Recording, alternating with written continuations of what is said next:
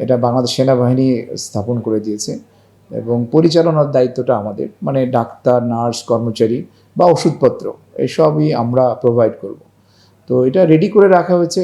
আমাদের যদি আমাদের যে ক্যাপাসিটি আছে সেটা যদি ক্রস করে, সব ফ্যাসিলিটিস যা আছে এটা যদি এক্সস্টেড হয়ে যায়, তখন আমরা পেশেন্টদেরকে এখানে রাখবো। মিজেলসের হবেন না, অ্যারাউন্ড ধরেন অ্যাভারেজ যদি বলি 25 জনের মতো অ্যাভারেজ প্রতিদিন আসে। শনাক্ত হওয়ার পর থেকে মানে এখন পর্যন্ত সুস্থ হয়ে মানে রিলিজ হয়েছে এমন কোনো সংখ্যা আপনার জানা আছে?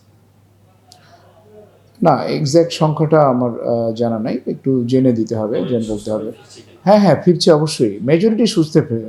এখানে কিন্তু যে আপনারা কোভিড সময় যদি আপনারা থেকে থাকেন, এখানে কিন্তু সবাইকে ভর্তি করা লাগে না।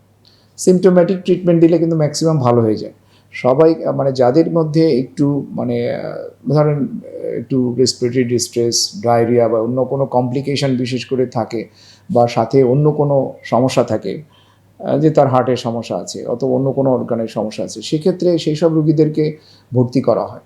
সবাইকে কিন্তু ভর্তি করা লাগে না এবং মেজরিটি তো ভালো হয়ে যাচ্ছে।